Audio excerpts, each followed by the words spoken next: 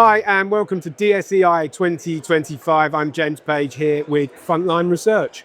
We've come over to talk to Sentinel Photonics because lasers are becoming a really important part of the modern battlefield, and so are the countermeasures to make sure you also stay hidden. And really pleased to say we're going to be having a conversation with Jackson very shortly. Jackson White, Head of Commercial, but first CTO and founder Sean Tipping, thank you for giving us some time today. Yeah, I'm very excited to be here talking about all of the threats on the modern battlefield from lasers. Absolutely. So lasers massively important, but also staying hidden, and we're looking at some of those devices today. But there's something behind it. I wanted to see if you can just explain, what does retroreflection mean? So retroreflection is a covert method of detecting optics on the battlefield. So using an invisible laser to scan the battlefield and find optics just like this. It's subtly different to glint. So glint is when sunlight comes in and bounces off the scope. And there's different protection measures out there, but that's not what retroreflection is. Retroreflection is the laser light coming into the optic, focusing down and reflecting back down the same path. So if you're using a laser and you're scanning the battlefield and you see your own laser bounce back, that means there's an optic looking for you.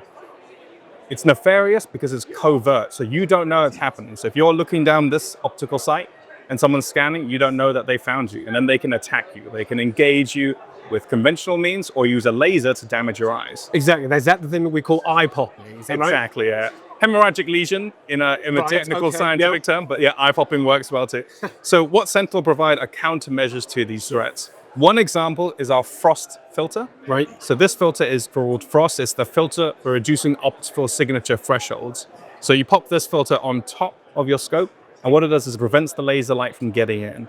So it means they're scanning the battlefield, they can no longer find you.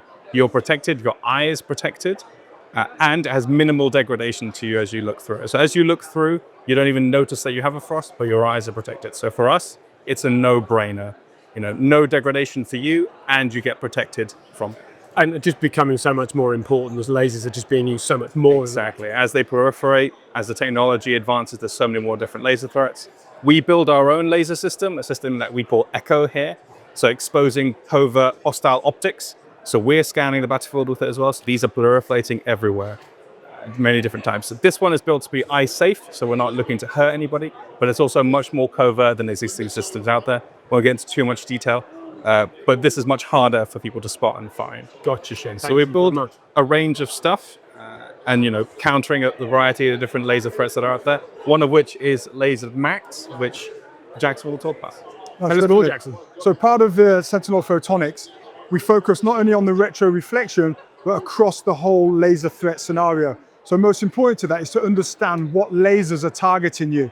So if we start off on there with our micro, so that's a universally mounted laser warning system, and it will define between different types of lasers, because understanding which laser is targeting you allows you to act accordingly. So a rangefinder different to a designator, where your time for engagement from a munition is very much reduced.